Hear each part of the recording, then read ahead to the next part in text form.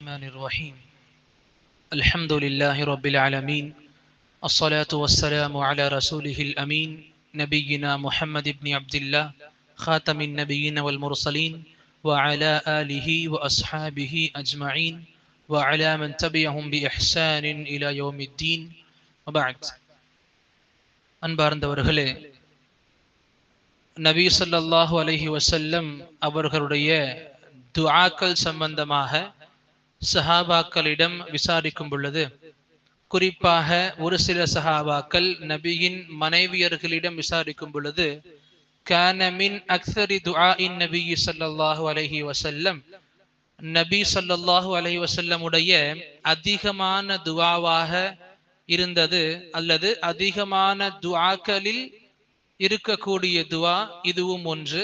என்ன துஆ? நமக்கு பரவலாக தெரிந்த துஆ. நபி அதிகமாக கேட்பாங்க, யா முகல்லிபல் குலூப் சப்பித் கல்பி அலா தீனிக். உள்ளங்களை புரட்டக்கூடிய இறைவனே, உள்ளங்களை புரட்டக்கூடியவனே, என்னுடைய உள்ளத்தை உனது மார்க்கத்தின் பால் திருப்பிவிடு. பொதுவாக இது நபி ஸல்லல்லாஹு அலைஹி வஸல்லம் அல்லாஹ் சம்பந்தமான ஒரு செய்தியை சொல்றதோடு ஆரம்பிப்பாங்க. குலூபு பனி ஆதம், மனிதர்களுடைய உள்ளங்கள் அனைத்துமே அல்லாஹுடைய பைன இஸ்பாஇ அர் ரஹ்மான், அந்த ரஹ்மானுடைய இரண்டு விரல்களுக்கு நடுவில் இருக்கிறது. யுகல்லிபுஹா கைஃபு யஷா, எப்படி வேண்டும் என்றாலும் அல்லாஹ் ரப்புல் ஆலமீன் உள்ளங்களை திருப்பி விடுவான்.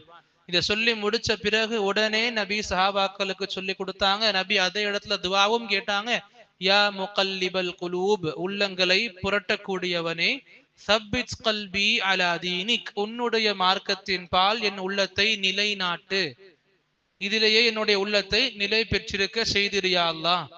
துஆ கேட்பாங்க. எதுக்கு இந்த துஆ இங்க இப்ப சொல்ல கொடுக்கப்படுது அப்படின்னா, சொல்லப்படுது அப்படின்னா, நம்முடைய உள்ளம் சம்பந்தமான ஒரு சில தெளிவுகள் நமக்கு அதிகமா இருக்கணும். ஏன்னா பொதுவாக உள்ளத்தின் பால், உள்ளத்தின் கண்ட்ரோல்ல போறது ஒரு கெட்ட விஷயமாக, ஷைத்தானிய குணமாக, அது ஒரு உள்ளம் சார்ந்த தீங்காக நபி அவர்கள் நமக்கு சொல்லி கொடுப்பாங்க. நபியுடைய துஆக்கள்ல இதுவுமே இருக்கும். அல்லாஹ் கிட்ட நபி கேட்பாங்க, அல்லாஹும்ம ரஹ்மதக அர்ஜு, அல்லாஹ் உன் ரஹ்மத் எதிர்பார்க்கிறேன். அந்த துஆவுடைய கடைசியில் நபி கேட்பாங்க, அல்லாஹும்ம அஸ்லிஹ் லீ ஷஅனி குல்ல, யா அல்லாஹ் என்னுடைய எல்லா காரியங்களையும் நீயே சீர்படுத்து, நீயே பொறுப்பாளியா எடுத்துக்க, நீயே சீராக்கு, சரியாக்கு. வலா தகில்னி இலா நஃப்ஸி தர்ஃபத ஐன், என்னுடைய உள்ளத்தின் கண்ட்ரோல்ல கண் இமைக்கும் நேரம் அளவிற்கு கூட என்னுடைய செயல்களை என்னுடைய உள்ளத்தின் கண்ட்ரோல்ல கொண்டு போய் சேர்க்கிறார் யா அல்லாஹ். அப்படி நபி அல்லாஹ் கிட்ட துஆ கேட்பாங்க. நம்ம கேட்கவும் சொன்னாங்க. ஆக உள்ளம் சார்ந்த விஷயங்கள், நம்முடைய வாழ்க்கை சார்ந்த அமல்களை நாம அடிக்கடி முராஜா பண்ணிக்கிட்டு இருக்கணும், திருப்பி திருப்பி பார்த்துக்கிட்டு இருக்கணும். அல்லாஹ் குர்ஆன்ல நிறைய சொல்லி இருக்கான், கத் அஃப்லஹ மன் ஸக்காஹா வ கத் ஹாப மன் தஸ்ஸாஹா. யார் உள்ளங்களை அடிக்கடி சுதாரித்துக் கொள்வாரோ, உள்ளங்களை சுத்தப்படுத்திக் கொள்வாரோ, அவர் வெற்றி அடைந்து விட்டார். இன்னும் உள்ளத்தை பாவத்தின் பால் யார் புகுத்தி விடுவாரோ, அவர் தோல்வி அடைந்து விட்டார். ஆக நம்முடைய உலகம் மற்றும் பொதுவாக மறுமை சார்ந்த வெற்றிக்கு உள்ளத்தினுடைய சீரமைப்பு, சுத்தமாக வைத்துக் கொள்ளுதல், இது மிகப்பெரிய அம்சமா இருக்கும். அல்லாஹ் நிறைய சொல்லி கொடுப்பான். இதே போல வசனங்கள் வேறு சூறாலையும் பார்க்க முடியும். கத் அஃப்லஹ மன் தஸக்கா.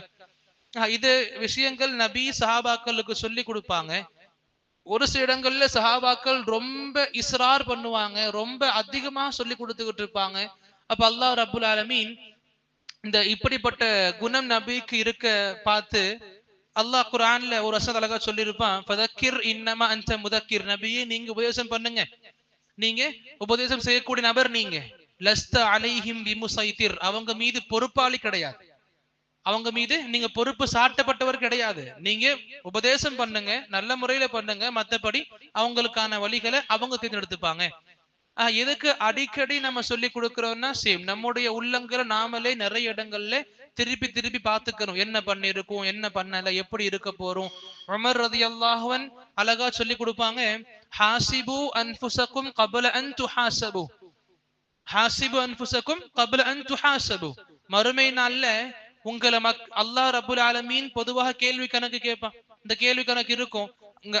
உங்களுடைய கேள்விகள் அல்லாஹ் கிட்ட வருவதற்கு முன்பாகவே உலகத்துல நீங்களே உங்களை கேட்டுக்கோங்க, நாளை மறுமையில என்னோட நிலைமை எப்படி இருக்கும். அல்லாஹ் ரப்புல் ஆலமீன் என்னுடைய அமல்களை எடுத்து இந்த அமல் பண்ணியே பண்ணலையே ஏன்னு கேட்டா என்ன என்ன காரணம் சொல்லுவோம்?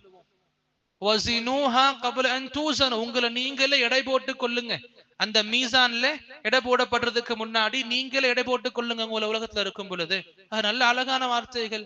ஹசன் பஸ்ரி அலைஹி ரஹ்மா இன்னும் அழகா சொல்லி கொடுப்பாங்க, ஒரு மனிதன் அவனுடைய உள்ளத்தின் நிலைப்பாட்டுல இருக்கான். உள்ளம் எந்த அளவுக்கு இருக்கோ அந்த மனிதன் அந்த அளவுக்கு இருப்பான். அழகா சொல்லி கொடுப்பாங்க, அல்லாஹ்வுக்காக உள்ளத்தை அடிக்கடி நீங்க விசாரிச்சுக்கிட்டு இருங்க. எந்த அமல் பண்ணிக்கிட்டு இருக்கு, ஏன் பண்ணிக்கிட்டு இருக்கு, நல்ல அமல் எதுக்கு கட்டளை இடுது, உள்ளம் நமக்கு எதுக்கு இந்த கெட்ட அமல் பக்கம் கொண்டு போகுது, நீங்க அடிக்கடி விசாரிச்சுக்கோங்க. அழகா சொல்லி முடிப்பாங்க ஹசன் அவங்க ரஹிமஹுல்லாஹ், இன்னமா ஹஃபல் ஹிசாப் யௌமல் கியாமா, மறுமை நாள்ல கேள்வி கணக்கு இலகுவாக ஆக்கப்படுறது ஒரு சில சமூகத்தின் மீது இருக்கும். ஒரு சில மக்களுக்கு கேள்வி கணக்கு மறுமை நாள்ல இலகுவாக இருக்கும். அலா கௌமின் ஹாஸபு அன்ஃபுஸஹும் ஃபித் துன்யா, இந்த உலகத்தில் யார் தன்னை அதிகமாக விசாரித்துக் கொள்வாரோ அவருடைய விசாரிப்பு மறுமை நாள்ல ரொம்ப இலகுவாக அமையும். இமாம் இப்னுல் கையிமுடைய அழகான பிரபலமான வார்த்தைகள்ல இதுவும் ஒண்ணு.